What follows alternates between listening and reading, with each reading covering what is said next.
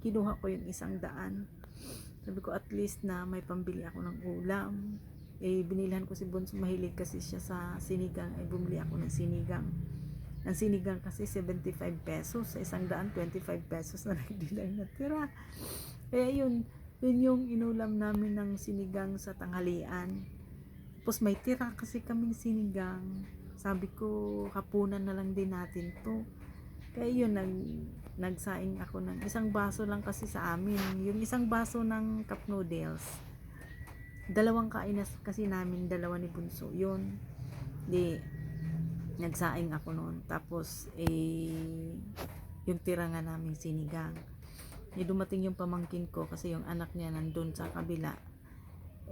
Ayun, pinagkasya na lang din namin kahit papano. Kaya sabi ko, ang provision ng Panginoon, alam ko po na nandyan lang po. Kasi lagi lang tayong manalig sa Kanya na God will provide, God will supply all our needs.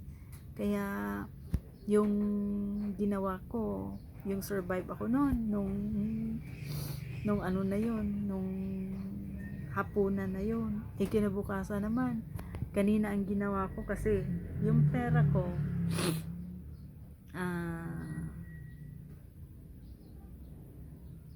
ano ba yung bumili lang ako ng yung pera ko kasi mga kapatid, as nasa 15 pesos na lang ang natira. Sabi ko Bunso, bumili ka ng pansit canton kasi para sa kanya lang yun. Ako kasi hindi ako mahilig ng pansit canton, mga noodles, ganyan. Kahit mga dilata, hindi ako mahilig. Pinabili ko siya ng pansit canton. Yun niluto namin. Tapos sabi niya, kasi ang pansit canton daw niya ay 13. Ayun. Tapos, kahapon pala may nagpalaba sa akin. Kahit na wala akong ilaw mga kapatid, diniskartehan ko yun. Kinusot ko yun ng mano-mano. Kasi, ano lang naman, worth 126. Kinusot ko yun ng mano-mano. Tapos, yun, natapos ko yun. Nung kaninang umaga na, kasi magsisimba kami, sabi niya sa akin, nung kumain na kami ni Bunso, kasi ang kanin ko, kasi mainit pa kasi ang kanin, nilagyan ko siya ng mantika, pero yung mantika ko kasi is yung coconut oil. Bawal kasi ako sa ibang mantika. Coconut oil, avocado oil, o kaya olive oil, ganun. Hindi, coconut oil yung akin. Nilagay ko dun sa kanin ko, nilagyan ko ng Himalayan salt. Yun yung pinag-ano ko. Sabi niya, Mama, bakit nilagyan mo yan? Sabi ko, yan na. Kasi mainit pa kasi yung kanin. Yun nung kumain na kami, para talagang awang-awa yung anak ko sa akin. Sabi niya, Mama, kuha ka na kasi dito. Sabi ko, ayoko ng pansit canton. Kasi iniisip ko, kanin na nga lang yung akin, carbohydrates, tapos dagdagan pa niya ng pansit canton na carbohydrates din. Talagang i-spike yung sugar ko. Diabetic kasi ako mga kapatid. Sabi ko, okay lang to kasi carb na lahat. Okay lang to. Sabi niya, kahit kunti lang, kuha ka na. Sabi ko, hindi. Para sa'yo lang yun. Yun parang ayaw niyang kumain na tumitig siya sa akin. Sabi ko, kaya mo na kasi okay lang to. Nung tapos na kami nagsimba, sabi ko sa kanya, kasi wala talaga ako ng kapira-pera, kasi yun yung pinakahuli kong barya sa wallet ko, yung 15 pesos na binili niya ng pansit canton. Yung kinusot ko kahapon na laundry, ituyo na kanina. Sabi ko, pagdating namin galing sa simbahan, hindi na ako nagbihis, diretso na agad ako, tinanggal ko dun yung tiniklop ko. Tapos yun, hinatid namin. Sa awa ng Diyos, may 126 na naman ako. Survival lang talaga ang buhay mga kapatid. Tapos sabi ko kay Bunso, bilhin natin sardinas lang kasi may tag 17 naman kasi na sardinas sa James. Gusto ko yun kasi tomato sauce ang gamit. Sabi niya, ayaw ko naman. Sabi ko, ayaw ko yung magluto pa ako. Kung itlog naman, sarado na yung bigasan sa harap namin, wala na tindang itlog. Sabi ko, ito na lang, bumili kami ng ulam, apritada. Tapos sabi ko, dagdagan mo na lang isang noodles para mamayang gabi. Bumili din ako ng toyot suka. Ayun, solve na rin ang tanghalian namin. Nagtatawanan na lang kami kasi sabi ko, Yung kanin na sinain ko kaninang umaga na isang baso, hanggang tanghalian na namin. Sabi ko, pag tayo lang dalawa, tipid tayo. Kahit sa ulam at saka sa pagkain. Kumbaga tipid tayo, hindi tayo kasi dalawa lang tayo. Makapagtipid kami. Pag nandun kasi yung pamangkin ko at saka yung anak niya, ma-stress ako kasi hindi kakain ng isda, hindi kakain ng gulay. Kung sa itlog man, ayaw ng scramble.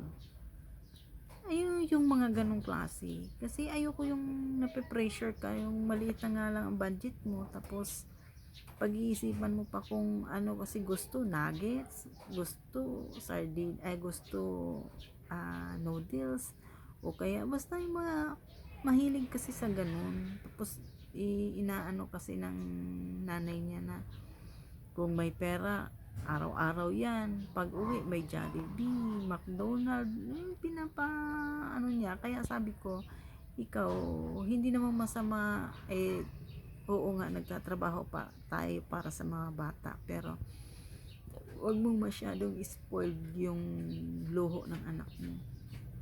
Kasi mahirap na yon. Sa ngayon, sabi ko, maliit pa siya, kaya mo pang ibigay yon. Pero pag lumaki na yan, malaki na rin ang luho niyan.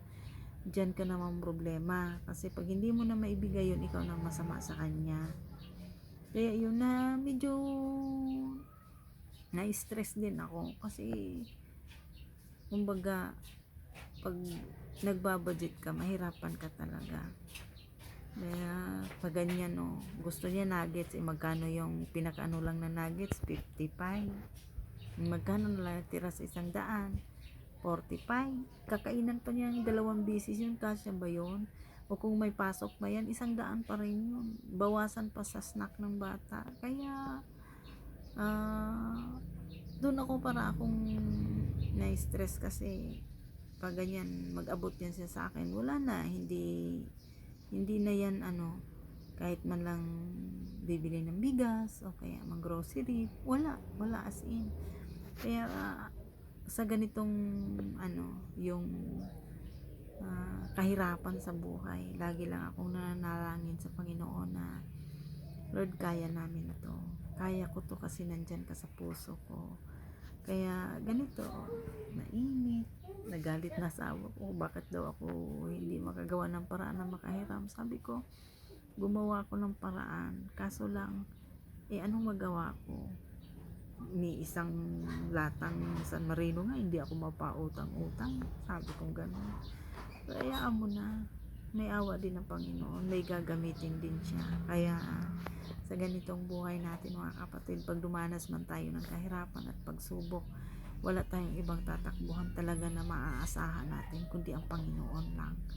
Kasi sabihin mo man, may mga kamag-anak ka, may mga kaibigan ka, pero sa oras na ikaw ang mga ngailangan, pag ma-disappoint ka, masakit man, oo. Pero ako naman ay inaano ko lang din, kung ayawan man nila ako, ang Diyos ko ay hindi umaayaw sa akin. Yun lang talaga ang akin, na kailangan lang natin maging focus sa ating pananampalataya sa Kanya at manalig tayo sa Kanya ng lubusan. Maraming salamat po at sana po ay na i-share ko yung aking mga heavy burdens at kayo po ay sana magiging okay po ang buhay niyo. God bless po sa ating lahat.